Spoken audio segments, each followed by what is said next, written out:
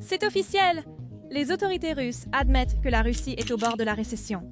Les prix de la betterave, du chou et de la pomme de terre flambent en Russie. Comme ce sont les ingrédients clés pour préparer le plat national, cela rend les gens nerveux. Nous nous engageons à faire en sorte qu'un certain nombre de banques russes soient retirées.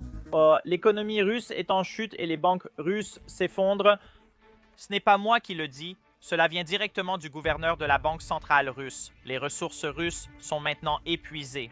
Sans investissement et sans réforme, la Russie s'arrêtera. Ce sont ses propres mots, et Poutine prétend que tout va bien parce que c'est la seule façon pour lui de garder le pouvoir. Mais la situation devient tellement grave que même les médias russes sont obligés d'en parler. Voici les détails à ce sujet. Une chose que j'ai remarquée dans les journaux russes d'aujourd'hui, c'est le contraste. D'un côté, il y a beaucoup de fanfaronnades, de bravades et de moqueries envers l'Occident. Moskovski comme Somolets compare le sommet de l'OTAN et la Haye à une maternelle, à un bordel. Comme Somolskaya Pravda qualifie le secrétaire général de l'OTAN, Mark Rutte, de principal lèche-bot pour avoir appelé Donald Trump « papa ». Il y a encore plus de papa dans le journal gouvernemental russe, la Lishnitskaya Gazeta, ainsi que l'affirmation qu'à son sommet, l'Union européenne a montré qu'elle était désormais un appendice de l'OTAN. Et ici, nous voyons Vladimir Poutine participer à une réunion de l'Union économique eurasiatique à Minsk. En plus de 10 ans, l'Union est devenue plus forte. Le potentiel économique des 5 de l'Eurasie a augmenté. Il s'agit de la Russie, de la Biélorussie, du Kazakhstan, du Kirghizistan et de l'Arménie. Mais, et voici le contraste, la une de la Nezavissim Gazeta ne présente pas de nouvelles aussi positives pour la Russie. Dans l'économie russe, le problème des arriérés de paiement s'aggrave. La réduction du taux directeur de la Banque centrale de 21% à 20% ne résoudra pas les choses, affirment les députés. Le problème des arriérés de paiement dû au taux directeur anormalement élevé de la Banque centrale devient de plus en plus évident en raison de l'augmentation des factures à payer par les entreprises et de la flambée des arriérés de salaire. Les arriérés de paiement pourraient encore augmenter, puisque la réduction symbolique du taux directeur de la Banque centrale ne devrait pas améliorer la situation économique. C'est le sentiment qui règne à la Douma.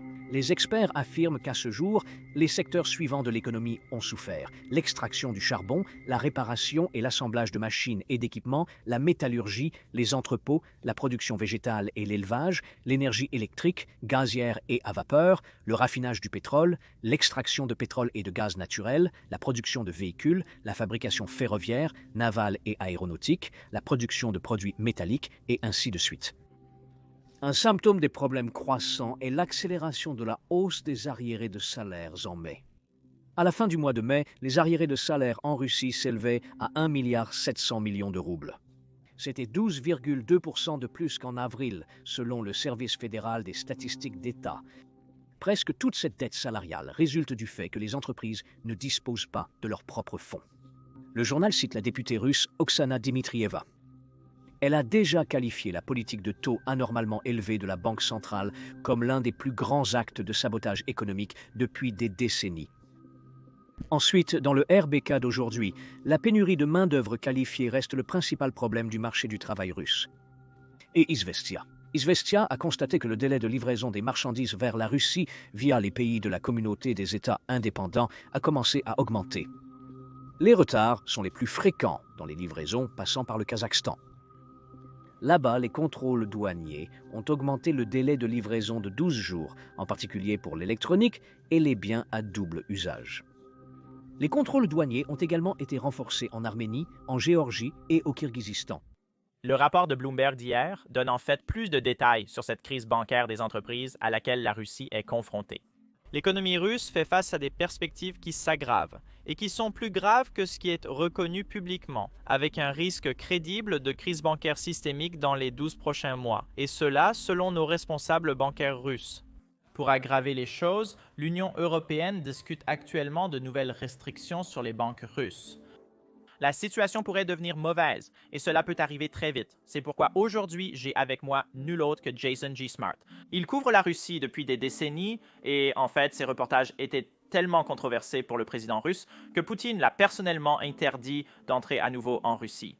Alors, passons à son interview. Mais avant cela, si vous pouviez me rendre un immense service et cliquer sur les boutons « J'aime » et s'abonner juste en dessous. Ça nous aide vraiment beaucoup. Jason, tu as dit quelque chose que je n'arrivais tout simplement pas à croire. Il se passe quelque chose en Russie, surtout avec leur économie. Et même toi, Frank, tu n'arrivais pas à comprendre ce qui se passe parce que c'est vraiment grave. Alors peut-être que tu peux nous donner un rapide aperçu de l'économie russe et de ce que tu observes. Donc il se passe beaucoup de choses très mauvaises dans l'économie russe. Et je vais juste citer quelques statistiques que j'ai vues aujourd'hui. Bloomberg News, en fait, en parlait justement hier parce que la situation est vraiment très mauvaise. Et ils ont dit, je cite, que des responsables bancaires russes avertissent en privé que le pays court un risque crédible de crise bancaire systémique dans l'année à venir. Et c'est déjà assez grave. Mais là où ça devient vraiment inquiétant, c'est que parmi les 78 plus grandes entreprises du pays, il y en a déjà un certain nombre, 13, qui ne sont plus en mesure d'assurer le service de leurs dettes. C'est-à-dire qu'elles sont en défaut de paiement sur ce qu'elles doivent.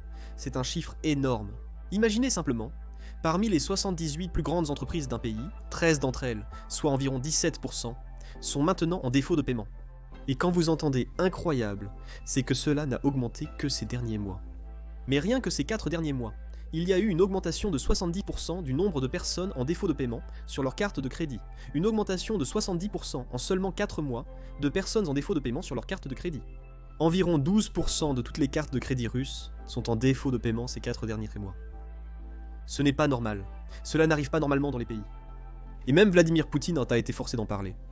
Poutine a dit que, beaucoup de gens disent qu'ils vont entrer en récession ou qu'ils vont avoir une forte inflation. Mais il leur a dit que ce n'est pas une option acceptable. Mais on ne peut pas vraiment forcer ces choses à s'arrêter. L'économie est en train de s'effondrer complètement et il n'a aucun moyen de l'arrêter. 100%, oui, c'est vraiment mauvais.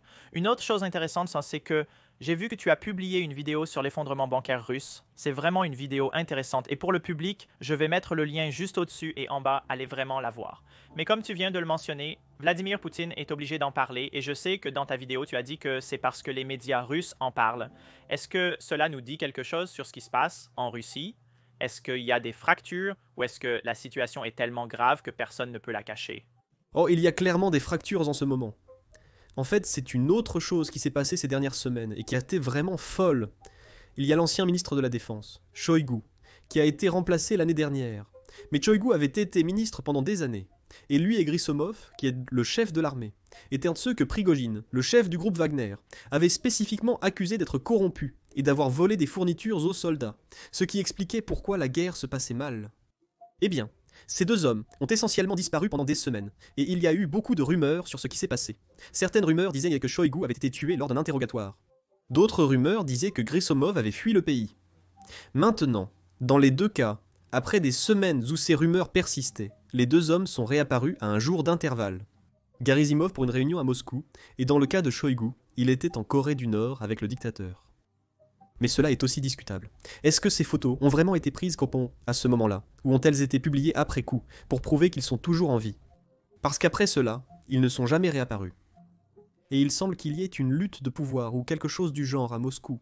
Poutine lui-même, que je suis depuis 20 ans maintenant, c'est la première fois que je le vois aussi visiblement nerveux en public, où il trébuche sur ses mots, il bégaye, surtout quand il parle de sujets comme l'économie. Il ne sait vraiment pas quoi dire. Le chef de la Banque centrale a même déclaré qu'ils avaient épuisé toutes les réserves qu'ils avaient, celles qui leur permettaient de survivre aux sanctions. Le ministre des Finances a déclaré que le pays entrait dans une période de froid. Le ministre de l'économie a déclaré que le pays entrait de façon réaliste en récession. Mais même les principaux analystes en Russie, issus de groupes de réflexion appartenant au gouvernement, affirment qu'ils pourraient connaître une défaillance bancaire en cascade. Cela signifie qu'en raison de la quantité importante de prêts toxiques au sein des banques, dès qu'une banque fait faillite ou qu'un nombre suffisant de personnes cessent de rembourser leurs dettes, devinez quoi? Les autres banques sont touchées. C'est un effet de contagion. Et une banque après l'autre, puis une autre encore, pourrait s'effondrer, et cela se propagerait parmi elles, créant une réaction en chaîne. Vous vous souvenez donc qu'en 2008, nous avons eu la grande crise financière aux États-Unis, par exemple, qui a touché le monde entier. La différence, c'est qu'il y avait aussi environ 20% de banques, comme c'est le cas en Russie. Mais la différence, c'est que les États-Unis peuvent obtenir des prêts d'autres pays. Ils ne sont pas sous sanction. Ils peuvent quasi fonctionner plus normalement. Les gens ont confiance dans le dollar américain, alors que les gens n'ont pas confiance dans le rouble. Et la Russie n'a pas vraiment la capacité de se redresser. Donc, si cela devait arriver, Si demain la Russie commençait vraiment à s'effondrer, le gouvernement russe n'a pas les 700 milliards de dollars que le gouvernement américain avait à disposition pour stabiliser son économie. La Russie s'effondrerait complètement. Oui, et nous l'avons vu sur la chaîne, nous en avons parlé lorsque la crise immobilière a eu lieu en Chine. On ne peut pas laisser les banques faire faillite, car cela signifierait tout simplement l'effondrement de la société moderne. C'est à quel point elles sont importantes. Exactement. Non, les banques, sont l'élément le plus important. Et ce qui est intéressant, c'est que le gouvernement maintenant, et nous allons entendre quelque chose d'encore plus fou que je n'ai jamais vu auparavant, c'est donc, le gouvernement dit maintenant, et je lis Telegram russe tous les jours, et j'ai vraiment été surpris. Il y a tellement d'histoires venant du gouvernement qui disent qu'il y a une augmentation de la fraude et une augmentation de la cybercriminalité. Et je me demandais, pourquoi parle-t-il de ça depuis des mois? Et puis récemment, ils ont dit « Oh, parce qu'il y a tellement de gens qui ont frauduleusement obtenu des prêts, nous pourrions interdire aux banques d'accorder des prêts à qui que ce soit. » C'est comme si ça n'avait aucun sens. Pourquoi ferait-il ça? Ils ont dit « Oh, et pour se protéger contre la fraude, nous n'allons pas permettre aux gens de retirer plus de 550 $ par jour. Et pour se protéger contre la fraude, vous savez, la banque peut vous dire non. Vous devez attendre 48 heures pour retirer votre argent. » Ce n'est pas une question de fraude, c'est un prétexte, c'est un mensonge. Ils essaient d'empêcher les ruées vers la banque. Ils essaient d'empêcher tout le monde de courir à la banque et de retirer leur argent en même temps.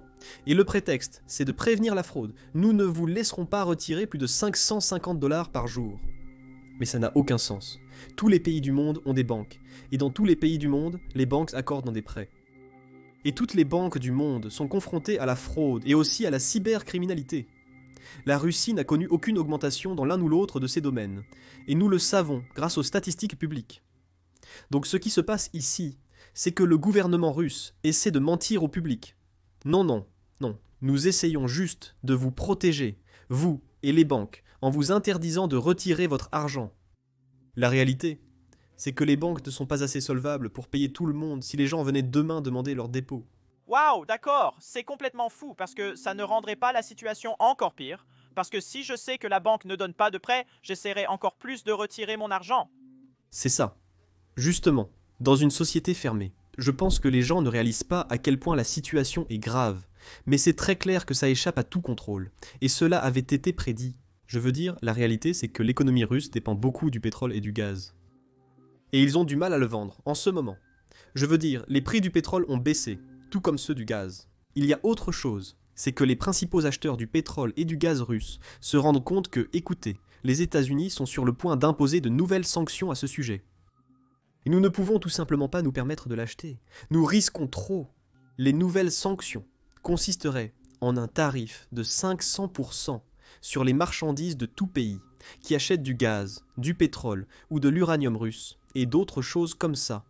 Quel pays veut risquer d'avoir 500% de tarifs sur toutes les marchandises qu'il exporte vers les États-Unis? Aucun pays. Oui, à moins que ce ne soit un pays comme la Corée du Nord ou l'Iran, mais je pense que deux pays qui en achètent beaucoup sont la Chine et l'Inde, deux pays très dépendants de l'exportation de leurs produits bon marché vers les États-Unis. Oui, absolument. Je veux dire que les deux pays réunis représentent environ 70 à 75% de toutes les ventes de pétrole de la Russie. Les deux pays exigent également de fortes réductions de la part de la Russie, ce qui réduit la rentabilité. Mais il y a quelque chose de plus. Dans le cas de l'Inde, moins d'1% de leur commerce se fait avec la Russie. Dans le cas de la Chine, c'est moins de 2% de leur commerce total. Ce n'est tout simplement pas un partenaire majeur pour l'un ou l'autre pays.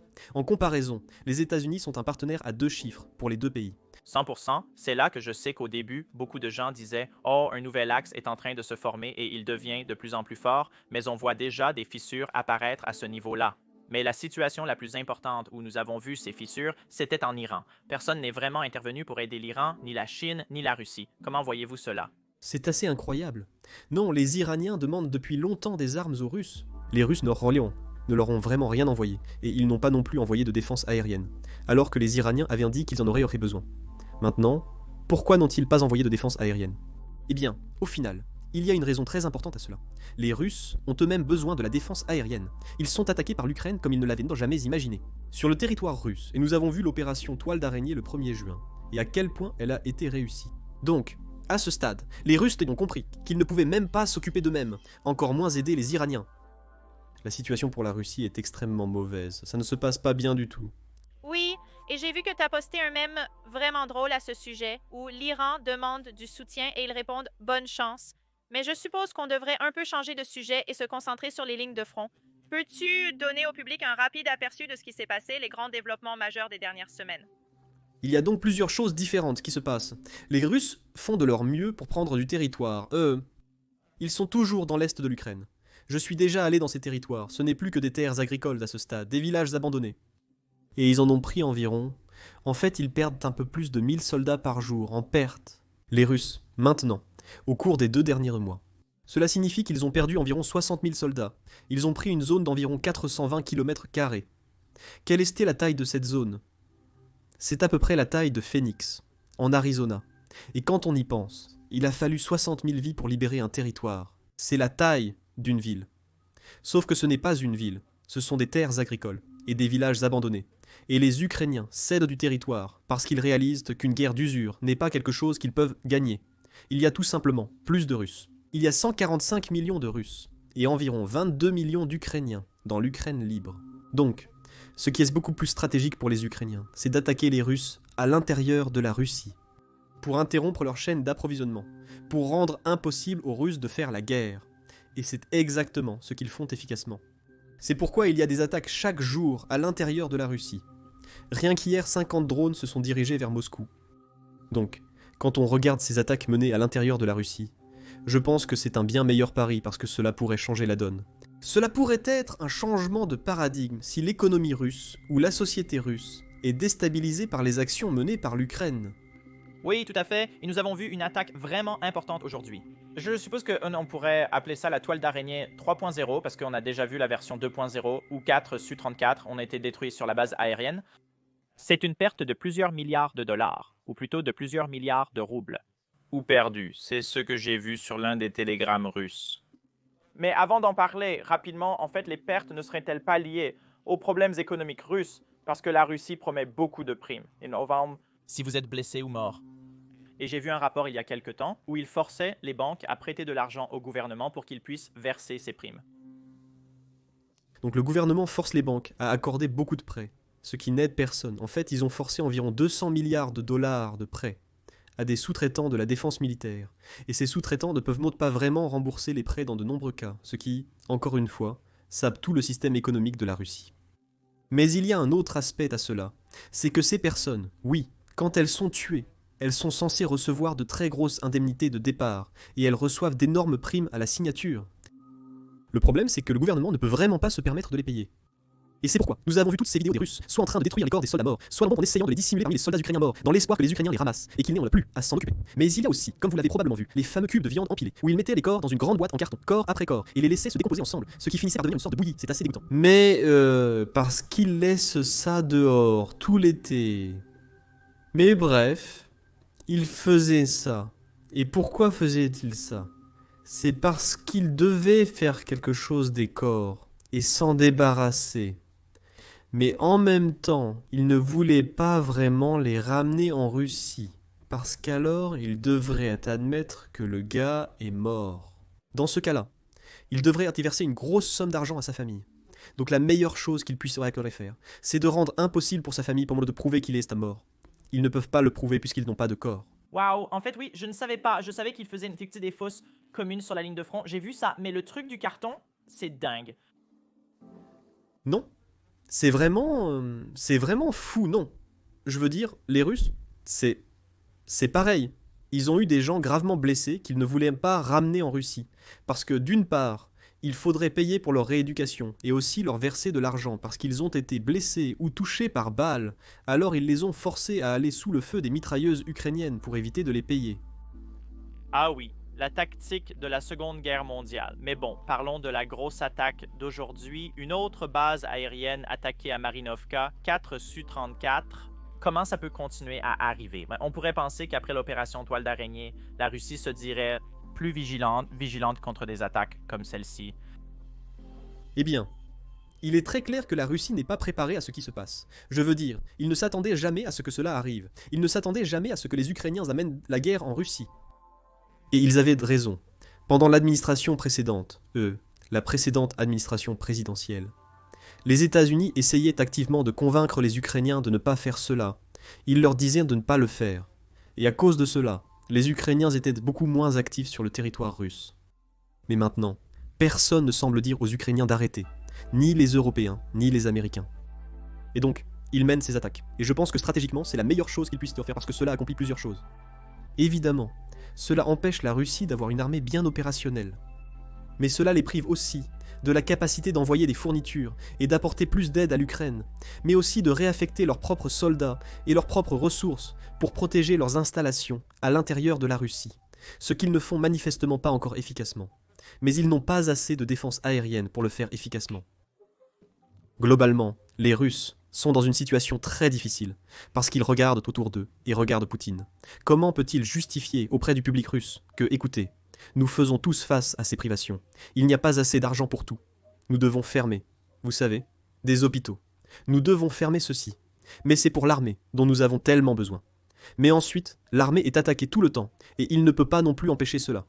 Il avait toujours promis à la population qu'il serait le pilier de la paix et de la stabilité dans le pays, mais il ne peut plus promettre la stabilité. C'est vrai, c'est là que nous avons en fait eu une question intéressante l'année dernière. Tu sais comment la Russie organise ses événements de fin d'année? Je ne sais pas si tu y es déjà allé avant d'être banni. Rien que pour ça, les gens devraient s'abonner à ta chaîne. Poutine ne veut littéralement pas que les gens entendent ce que tu as à dire. C'est vrai. Oui, mais Stefan Rosenberg de la British Broadcasting Corporation lui a demandé genre Yeltsin a quitté le pays et t'a dit de le garder en bon état, est-ce que tu l'as fait? On voyait bien que c'était une question très provocatrice.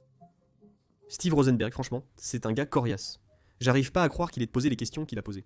Ouais. C'est vraiment impressionnant. Surtout qu'il est assez courageux. Mais non, je pense qu'au final, le fait est que Vladimir Poutine n'a pas été un bon dirigeant. Je veux dire, selon n'importe quelle norme objective, il n'est pas un bon dirigeant. Il n'apporte rien au peuple russe. Il a déclenché des guerres inutiles. Il a volé plus d'argent que n'importe qui d'autre. Selon Elon Musk, Vladimir Poutine est l'homme le plus riche du monde. Et donc je pense qu'en réalité, c'est probablement vrai. Je n'en doute pas vraiment. Je veux dire, où est passé tout l'argent russe? Les Russes sont très pauvres. Je veux dire, c'est un pays assez appauvri quand on sort de Moscou.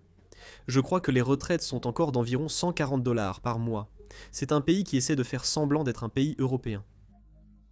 Ce n'est rien de comparable à un pays d'Europe de l'Ouest. C'est là que j'ai vu un commentaire amusant sous l'une de nos vidéos où quelqu'un disait que Poutine est un ami tellement fidèle qu'il a donné la moitié du pays à ses amis. C'est assez juste. Je veux dire, il a effectivement réparti les ressources du pays entre ses amis. Il y a un petit groupe qui contrôle absolument tout. Et c'est malheureux, parce qu'il aurait pu choisir d'être différent. Il aurait pu être différent.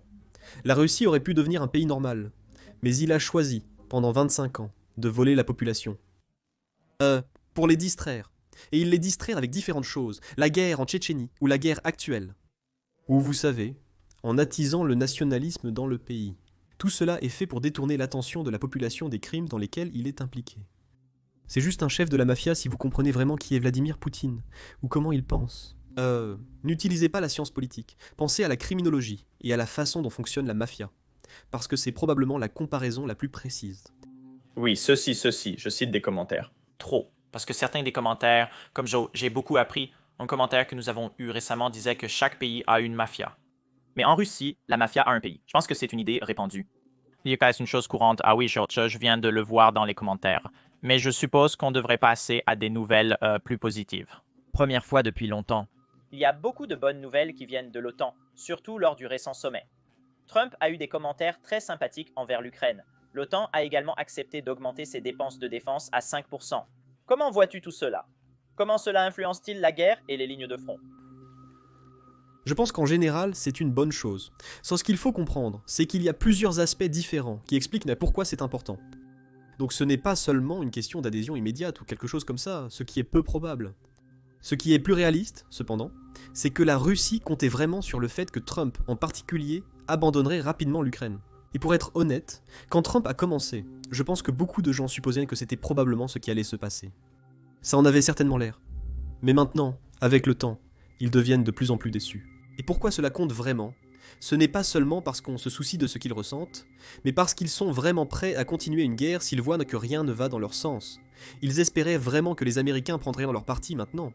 Mais si cela n'arrive pas, qu'est-ce qu'ils peuvent espérer? Ils ne peuvent pas physiquement prendre tout le territoire de l'Ukraine. Ils n'en ont pas la capacité. Leur économie ne peut pas le supporter. Et si vous êtes un dictateur, au final, la chose qui vous inquiète le plus, ce n'est même pas tout cela. Ce qui vous inquiète, c'est « et si quelqu'un d'autre se rend compte que je suis faible et décide de, vous savez, se débarrasser de moi parce qu'il pense pouvoir prendre le pouvoir ?» Et pour Poutine, c'est un risque très réel. Ce n'est pas juste un fantasme, cela pourrait arriver dès demain. Et il devrait être très inquiet. Donc je pense que quand il regarde autour de lui et qu'il voit que, vous savez, l'OTAN n'est pas intimidée, c'est même tout le contraire. L'OTAN est en réalité plus unie qu'avant. Et si elle devient encore plus unie et commence à envoyer encore plus d'armes ou plus d'aide à l'Ukraine, cela pourrait devenir encore pire pour la Russie. Les Russes avaient et auront encore une partie de l'oblast de Koursk, en Russie, sous occupation. Vous savez ce que cela signifie concrètement ? Aujourd'hui, la Russie, comparée à 2022, lorsque la guerre a commencé, contrôle moins de territoires ukrainiens qu'en 2022, mais aussi la Russie contrôle moins de territoires russes qu'en 2022. En aucune comparaison, on ne peut dire que les choses vont bien pour la Russie. Ce n'est pas le cas. Ce n'est tout simplement pas le cas. Aucune personne raisonnable ne peut dire que les choses vont bien. Et c'est drôle, quand je dis ça dans des interviews ou sur YouTube, les gens disent « Oh, mais regardez ! Par exemple, le Fonds monétaire international dit que l'économie russe croît de 4% par an. » Vous comprenez que ce sont les Russes eux-mêmes qui déclarent leur propre croissance, leur propre produit intérieur brut. Ce n'est pas calculé par le Fonds monétaire international, ce sont les Russes qui le déclarent eux-mêmes. Ce n'est pas audité, ce n'est pas vérifié. Alors, n'y croyez pas. En réalité, la situation va extrêmement mal en Russie. C'est d'ailleurs ce dont je parle tous les jours sur ma chaîne YouTube, en me basant sur les dernières nouvelles et statistiques provenant de Russie. Absolument. Et oui, nous mettrons le lien juste au-dessus et en dessous. Absolument. Allez vraiment y jeter un œil si vous n'êtes pas abonné. Selon vous, quelles sont les principales choses que Trump pourrait faire pour aider efficacement l'Ukraine? Je pense qu'au final, et je crois que le grand espoir de tout le monde, c'est qu'il réalisera la vérité. C'est que Vladimir Poutine ne le respecte pas. Il ne le prend pas au sérieux. Malgré les grands espoirs de Donald Trump qu'il devienne ami. Il ne le prend tout simplement pas au sérieux. Et je pense que ça commence à l'énerver. Trump l'a dit publiquement à quelques reprises, donc je pense que la meilleure chose qui pourrait arriver à ce stade, ce serait d'abord qu'il lève les restrictions sur la vente d'armes à l'Ukraine. Je ne comprends pas pourquoi on voudrait limiter à qui on vend des armes. On n'a rien à perdre là-dedans. Parce qu'il réalisera que, écoutez, ce rêve d'un accord de paix avec Poutine, ça n'arrivera pas. Il ne veut pas d'accord de paix. Et s'il ne veut pas d'accord de paix, soyons honnêtes, ce ne sont pas les Ukrainiens ici qui veulent se battre. Ce sont les Russes qui refusent de prendre ça au sérieux. Vendez aux Ukrainiens, punissez les Russes. Et s'il veut montrer qui est le patron, voilà une excellente occasion.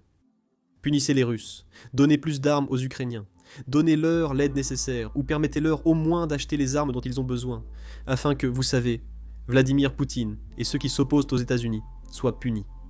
Oui, je pense qu'il y a une bonne nouvelle ici. La bonne nouvelle, c'est que je pense que Trump se rend compte que ce sont les Russes qui ne veulent pas la paix, surtout d'après les commentaires à l'OTAN, non? Absolument. Et j'ai eu la même impression. J'ai été surpris de voir à quel point ces commentaires étaient chaleureux lors de la conférence de l'OTAN. Je pense qu'il le voit de plus en plus clairement. Il comprend qu'il s'est passé quelque chose de différent. Et je me souviens même avoir lu il y a quelques semaines que dans l'entourage de Trump, on disait que le président demandait de plus en plus. Qu'est-il arrivé avec Poutine ? Du genre, n'a-t-il pas changé ? Pourquoi agit-il de cette façon ? Et il était vraiment surpris. Je pense qu'avec le temps, il est devenu de plus en plus évident pour lui que non, ce n'est pas un malentendu. Poutine ne t'aime vraiment pas. Ouais, aussi, je ne sais pas si tu as remarqué, parce que moi je l'ai remarqué et les gens n'en parlent pas, mais le point d'inflexion où sa vision de l'Ukraine a commencé à changer, c'était après qu'il ait passé une journée avec le président finlandais. Donc oui, c'était intéressant, n'est-ce pas ? Oui, ça a clairement eu une influence sur lui. Je pense que ça a été positif. Je pense que tu as raison. C'était une journée importante, et Trump en a même parlé, alors qu'ils avaient joué au golf ensemble. Mais si on regarde à qui il parle régulièrement, les Britanniques, les Turcs, les Français, les Allemands, ils sont aussi assez unis dans leur discours. Ils disent toute la même chose. Boris Johnson lui dit la même chose quand ils se voient. Donc je pense qu'au final, il s'éloigne du message. Il commence à douter de certaines de ses suppositions, qu'il semble avoir prises sur Twitter, que Poutine est le gars du bon côté, et Zelensky est le gars du mauvais côté. Il commence à douter de cette logique, heureusement. Et je pense que c'est quelque chose qui s'améliorera probablement avec le temps. Parce que honnêtement, les Russes ne veulent pas encore mettre fin à la guerre. Oui, et c'est quelque chose auquel je viens juste de penser il y a environ 1 an, je crois, quand on a commencé. En faisant ces interviews, nous avions prédit que cette guerre avait beaucoup à voir avec les minéraux que possède l'Ukraine, surtout dans l'est de l'Ukraine. Et c'est vraiment ce que la Russie veut. Et aujourd'hui, en fait, pendant qu'on enregistre ceci, la Russie a capturé l'une des plus grandes mines de lithium d'Europe. Oui, c'est fou parce que c'est comme du colonialisme, tout simplement, encore une fois. Ce que vous savez, je pense que beaucoup de gens ne comprennent pas, c'est que si vous regardez une carte, et vous pouvez trouver ça facilement sur Google, il suffit de taper où se trouvent les ressources naturelles de l'Ukraine, et puis taper où a eu lieu l'invasion en 2022. Et vous verrez qu'il y a un chevauchement assez fort. Et s'il y a un chevauchement, c'est parce que vous savez, beaucoup de ces gens, le groupe Wagner en est un bon exemple, comme pourquoi était-ce? Ils perdaient tellement de gars, je ne me souviens plus des chiffres, mais c'est littéralement des milliers d'hommes sont morts pour prendre Solidar, qui est une petite ville dans l'est de l'Ukraine. Mais pourquoi? Eh bien, parce qu'il y a des mines de sel là-bas, et Prigojine savait qu'il allait obtenir la propriété des mines de sel s'il prenait la ville. Donc il était prêt à sacrifier des dizaines de milliers d'hommes pour prendre ce village. Oui, c'est ça, c'est juste une question de ressources, c'est juste du colonialisme. Parfait, oui, merci beaucoup d'être venu, j'espère qu'on refera ça bientôt. Et pour tous ceux qui ont apprécié l'interview, encore une fois, je mettrai le lien de ta chaîne en bas et en haut. Allez vraiment voir le contenu de Jason,